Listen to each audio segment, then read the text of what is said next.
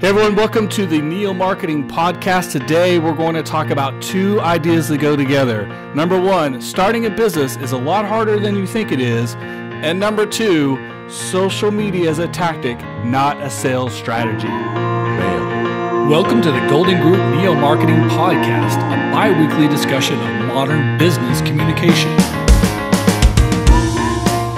Good morning, Pritch. How are you today? I'm great, Kyle. How are you doing? Fantastic and fired up. You are a little fired up this morning. So I've got plenty of coffee here, and here's what's going on.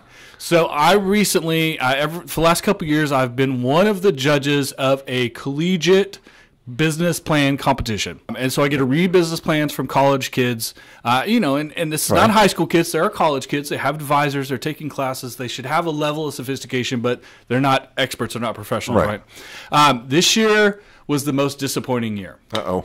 And for two main reasons that I want to discuss here today, because I don't think it's the college kids' fault. I think a lot of business people, or a lot of people who want to open a business, start a business, or think they want to go into business, get caught up in this a little bit. So two main things. Number one, and we're bad about perpetuating this too, whereas we do a lot of cheerleading on this program about, we do. If you want it, if you want to work hard enough, you want to go for it, you should go for it, because there are tools and things now that you can start a business in 2019 that you couldn't do in 2010 and 1985 and et cetera, right? Right. Starting a business, listen folks, listen to me.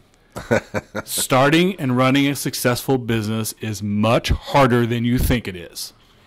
Right. Unless you have maximum experience in the past running, not just working in, but running a business and every aspect of running a business. There are things that you don't think about, things you don't consider, and it's whatever your expectation is, it's twice as hard as that. Well, and even if you're experienced, you're going to forget what you've forgotten. Sure.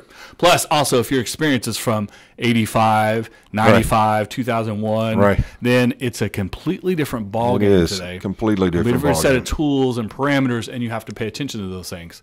So here's what happened. 5 of the 5 business plans I read stopped at a basic premise of what a business could be and how they would compete. Okay. Basic idea. I'm going to have a food truck. I'm going to have an app. I'm going to have a retail entity that does X, Y, and Z that's very similar or exactly like things that are already on the market. Okay. And so for that, I kind of had to ding them because they didn't do the research into going into through the depth of competitive analysis. Now, just because you have competition doesn't mean you shouldn't do it. You shouldn't launch a business or launch an idea or a product.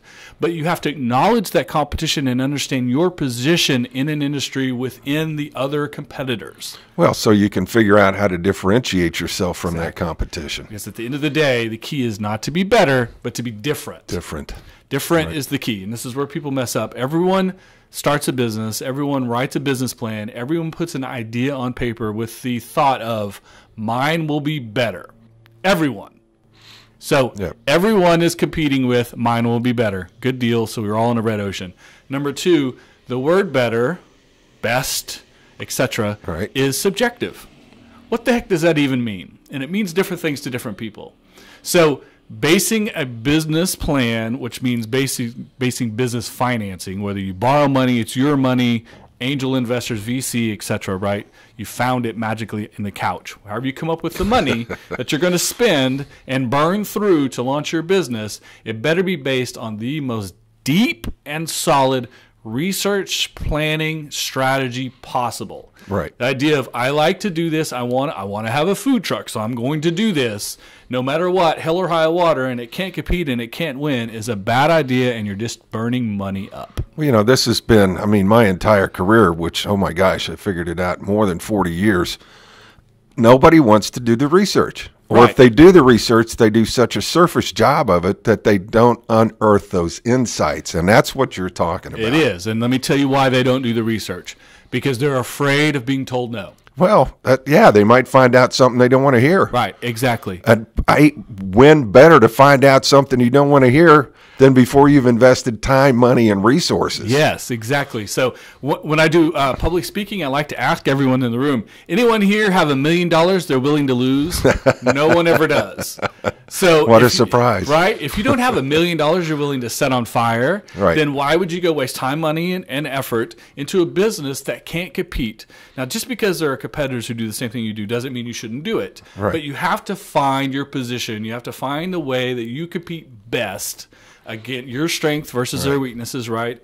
And settle into it. Too many people look at that idea, the research and strategy and planning, as rules that are constrict them in their creativity and trying to compete. Right. But what it really does is inform them. It gives you the information in your head to make decisions that are very smart and very precise with your time and money so that you don't waste any of it. Right. Because as a startup, any waste is the more potential for failure than success. Yeah, absolutely. And when would you like to get that disappointment? At the very beginning, when you find out that your idea is not as solid as you thought it was or dreamed it was, or after you've burned through that time? I mean, it's exponentially greater once you invested and started down that path. For sure. And let me tell you, I've got a notebook this thick of ideas for products, ideas for businesses, services, things I would do that were great ideas, and either someone else is already doing it, the cost was prohibitive, I couldn't make my money back on it, couldn't sell it at, you know what I mean? There wasn't a market for it and wasn't an audience for it. It doesn't matter how great the idea is. Ideas are a dime a dozen. It's ideas plus execution, and the execution is what we're saying today about research, strategy, planning, and structure of a business to compete in a very specific way.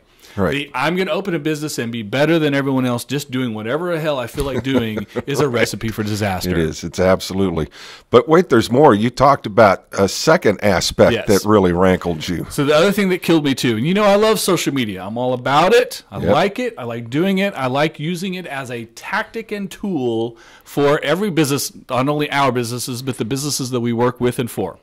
We incorporate social media and everything that they do as one piece, as a sliver, as an aspect of what a business does. Even some of the businesses we work on that are fully digital, online, software as a solution type businesses, where digital channels are highly profitable, maximizing potential for them, they still can't rely the business growth on social media. Right. Social media is not a sales strategy. It is a tactic. Bam. It is one of multiple tactics any business should be and could be using. It's a little bit of a dichotomy because from my standpoint on the public relations side, every plan should have social media. Certainly. But what you're saying, and I agree 100%, is that's not it. That's not all of it. The thrust, the bulk, the majority, the only way we're going to advertise this new business as social media is 100% failure. Failure, right. But no va bene, as the Italians would say. 5 out of 5 business plans relied solely on social media and word of mouth. How does word of mouth happen?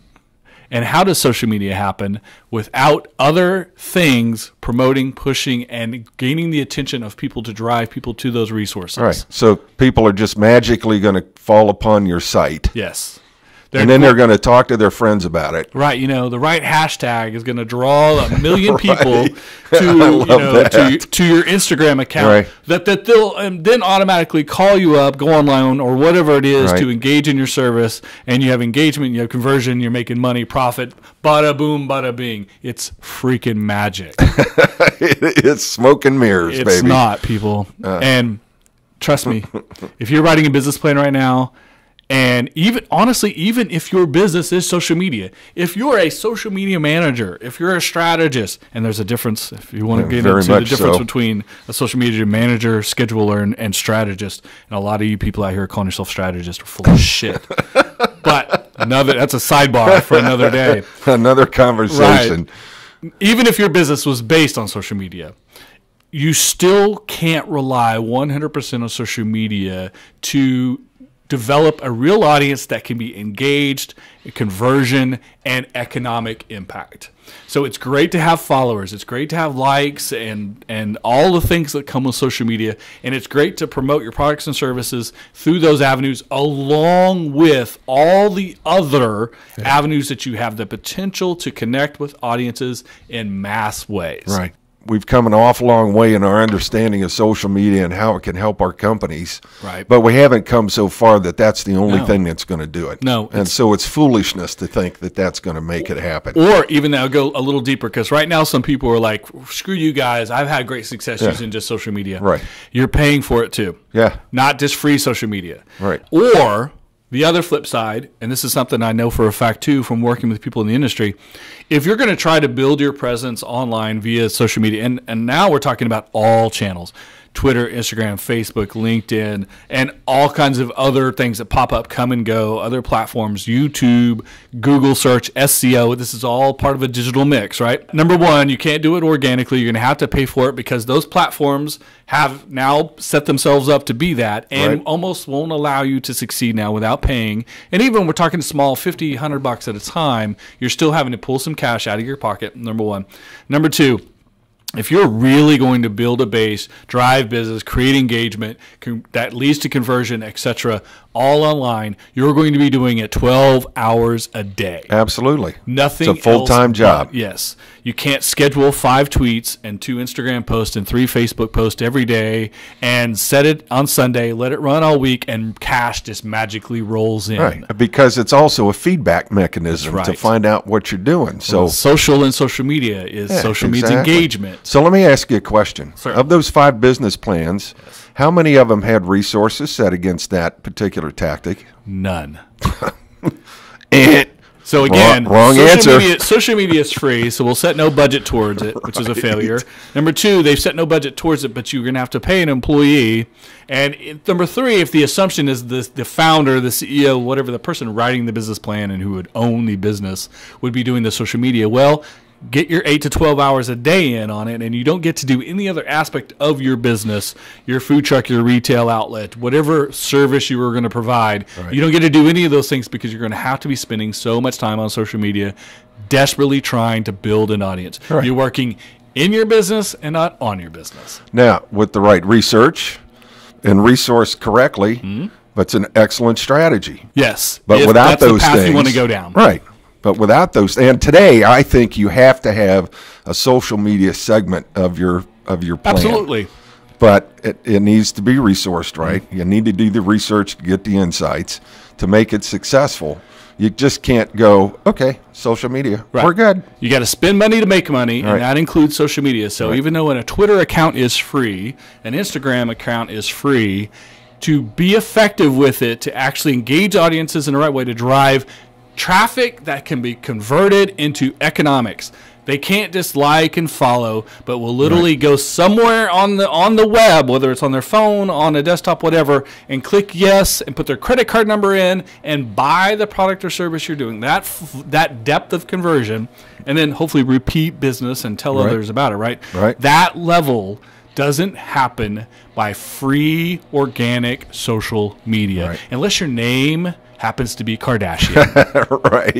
And that's not even organic anymore either, but you know what I'm saying. So I just want to get this in. It's the underlying assumptions that I think folks are not testing correctly, at least from what you're telling me in this business plan competition. And in this scenario, both of these cases, not going deep enough in their research and being valid in their idea and in their competition, just being better, and relying solely on social media without any realistic plan of even how to make that work effectively. Both of those are lack of effort. And so it goes back to the basic premise. Starting and running a business is hard. It can be done if you want to put maximum effort in it, have passion for it, and really fully develop yourself within it and work within the structures put in forth. if you think it's easy, you think you can do it secondarily, if it's passive income, or it's something that you're going to sit on a beach with a laptop and tweet 3 or 4 times a day and magically cash just shows up, you're fooling yourself and you're setting yourself up for failure, which burns through all your cash and your opportunity. Well, and it goes back to what we talked about in an earlier podcast, red teaming your plan. Yeah, exactly. Stress testing your assumptions. And folks, I don't know if you can hear this or not. We'll have to wait for the playback. It's spring in Oklahoma. Yay. And the lawn guys are here. They're out front right now. I hope it doesn't affect too much the quality of this podcast, because I think Pritch and I are having a great conversation. We hope that you are taking what we're saying, too, in the way we intend it. We're not trying to discourage you, but we want you to be realistic. Got to be realistic. And, of course, like always, we want to hear from you. We want to hear your questions. We want to know your feedback. If you agree, if you disagree, it's fine to disagree. Let us know on our social media channels, the way you found us and found this podcast. Let us know what you'd like to hear more of, if you want us to explain anything in this podcast or other podcasts, or if you disagree with us and want us to defend any of these positions we put out today, we'll gladly do another episode and go deeper that way, as at the end of the day, we're just trying to create value for you, the listener, and help you along your journey and path. We're trying to keep you from burning through your cash and opportunities. Absolutely. So until next time, good luck. Ciao.